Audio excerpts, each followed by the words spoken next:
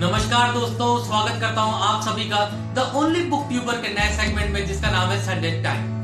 दोस्तों, संडे का दिन हो, एक कप चाय हो, थोड़ी सी गॉसिप, थोड़ी सी कहानियां, और क्या चाहिए इंसान को। आज इस संडे टाइम्स के अंदर मैं आप लोगों के लिए बिल्कुल नई कहानी लेकर के आया हूं जिसका नाम है एक छटपटा है। मैं आपको बता दूं दोस्तों, अब तक मेरी जितनी भी कहानियां वायरल हुई है उनमें से ये एक ऐसी कहानी है जो अभी रिसेंटली वायरल हुई है। तो दोस्तों, स्वागत करिए इस कहानी का द ओनली बुक ट्यूबर के नए सेगमेंट में जिसका नाम है संडे टाइम। दोस्तों, बात उन दिनों की है जब नौकरी की तलाश ना बहुत जोरों शोरों पे थी, और ऐसे वक्त में एक अच्छी नौकरी का मिलना क्या होता है ये थोड़ा बयां कर पाना मुश्किल था। खैर, घर की बालकनी में चाय पीते पीते यूं ही अखबार देख रहा था तो मेरी नजर एक विज्ञापन पे पड़ी।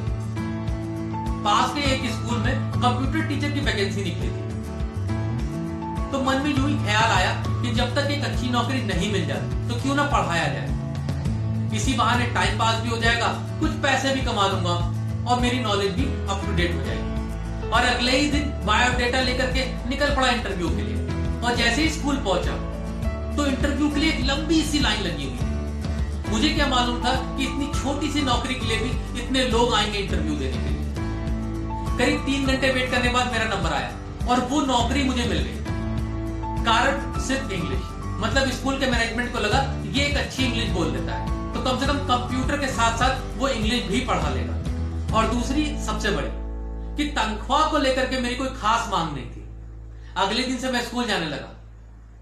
उस स्कूल में करीब 10 पीरियड होते थे जिसमें 8 पीरियड मुझे पढ़ाने होते थे और 2 पीरियड मुझे फ्री मिलते थे। सच कहूं तो मजा बहुत आ रही थी क्योंकि छोटी सी ही सही मगर मेरी पहली नौकरी थी। और दूसरी सबसे बड़ी बात कि सब लोग मुझे वहां पे सर कह के बुलाते थे। धीरे धीरे स्टाफ रूम में सभी टीचर्स के साथ मुलाकात हो गई और देखते ही देखते कुछ दिनों में सभी टीचर्स मुझे प्यार करने लगे थे। उसी बीच मेरी मुलाकात हुई नर्सरी के एक टीचर से जिसका नाम था श्रुति। बेशक बहुत खूबसूरत थी, लंबा कद था, चमकीला सांवला रूप था और सबसे जो खास बात थी उसकी बड़ी बड़ी आंखें जो बिन बोले सब कुछ बयां कर देती। शॉर्ट में कहूं तो उसे कम बोलने की आदत थी और मैं जस्ट उसके अपोजिट। वैसे साथ पढ़ाते पढ़ाते मैं और श्रुति काफी अच्छे दोस्त बन चुके थे मगर बात करने के मौके बहुत कम मिल पाते थे और उस वक्त मोबाइल इतना पॉपुलर भी नहीं था। एक दिन मैं स्कूल पहुंचा तो अचानक पता चला कि आज श्रुति स्कूल आई नहीं। हालांकि इसमें कोई खास बात नहीं थी, पहले भी ऐसा हो चुका था।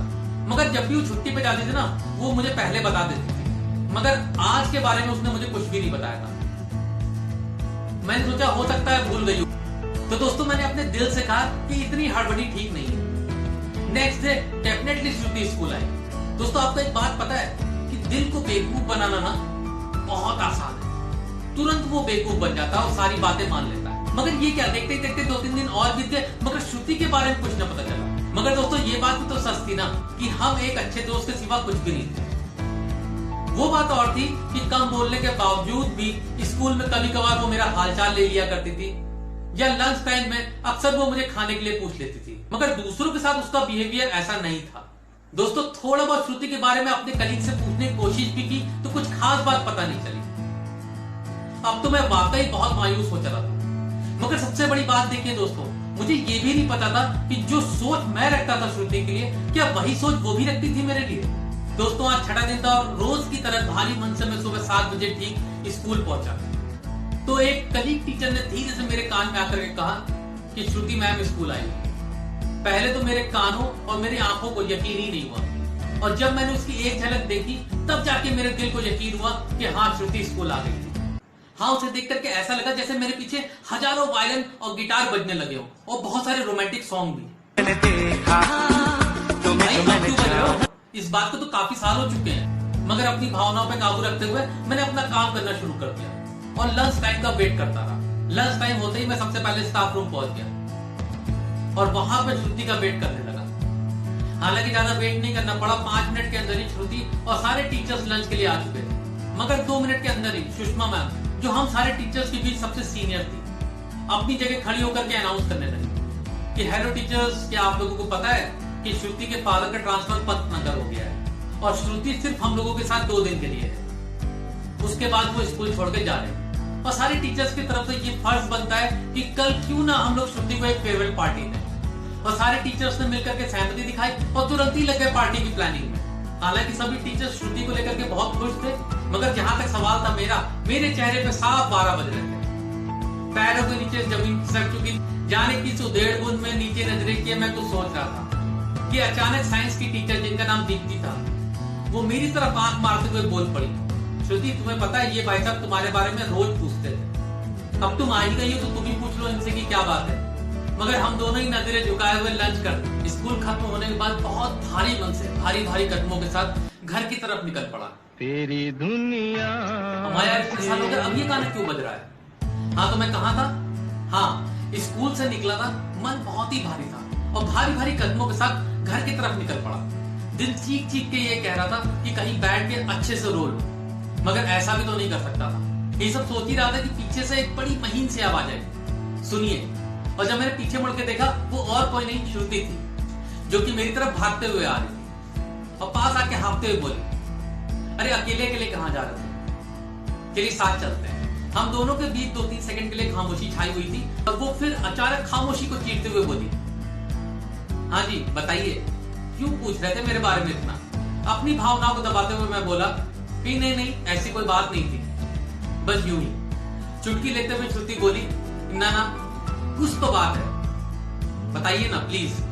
तो मेरे मुंह से अचानक से निकला कि अब तो तुम स्कूल छोड़ के चली जाओगी तो मैं क्या करूंगा यहाँ? तो आश्चर्यचकित होकर श्रुति बोली, अरे पापा का ट्रांसफर हुआ है तो इसमें मैं क्या कर सकती हूँ? तो मैं खींचते हुए बोला, अरे बताना तो चाहिए था ना। और बड़ी महीन आवाज में श्रुति बोली, अरे बताया तो आपको। और मैं चाह करके भी अपने इमोशंस को कंट्रोल नहीं कर पा रहा और उधर श्रुति अपने इमोशंस को बहुत अच्छे से कंट्रोल कर रही थी। और श्रुति हंसते हुए बोली कि अगर मैं नहीं रहूंगी तो आपको यहाँ अच्छा नहीं लगेगा ना। और मैं थोड़ा इरिटेट होकर बोला, आपने सही समझा।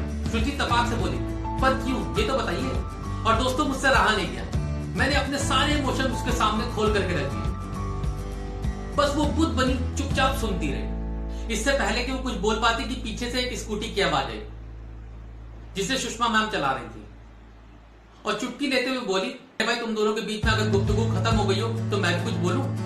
इधर तुम ये कराए पे सारा पानी फिर चुका था। तो एक लंबी सांस लेते हुए मैंने कहा, जी मैम बोलिए, क्या कहना चाहती हैं आप? श्रुति मैं इंदिरा नगर की तरफ भी जा रही हूँ तो तुमको कहीं रास्ते में ड्रॉप कर दूंगी। और इधर श्रुति कुछ भी ना बोल पाई, चुपचाप उनकी स्कूटी पे पीछे बैठ गई। तो सुषमा मैम ने मुस्कुराते हुए मुझे बाय किया और अपनी फर्राटेदार स्कूटी से आगे निकल पड़ी। मगर दोस्तों एक बात बोलूं, दिल में ऐसी फीलिंग आ रही थी कि अगर एक खून की सजा माफ होती ना तो उस दिन मैं सुषमा मैम का एक खून कर देता। अगले दिन मैं वक्त से पहले स्कूल पहुंच गया तो करीब 11:30 बजे के आसपास सारे बच्चों की छुट्टी कर दी गई और इधर मेरी नजरें सुबह से ही श्रुति को खोज रही। मगर क्या बात थी कि 1 मिनट का भी वक्त नहीं मिल रहा था श्रुति से बात करने का। शायद श्रुति का आखिरी दिन था तो लगभग सारे टीचर्स के साथ एक एक करके वो घिरी हुई। पार्टी करीब 12:15 बजे के आसपास शुरू हुई। सभी टीचर्स ने मिलकर के पार्टी रूम को बहुत दिल से सजाया, केक का भी इंतजाम किया था और बहुत सारी वैरायटी दिखाने भी गए। मगर मेरी नजर सिर्फ श्रुति की तरफ थी।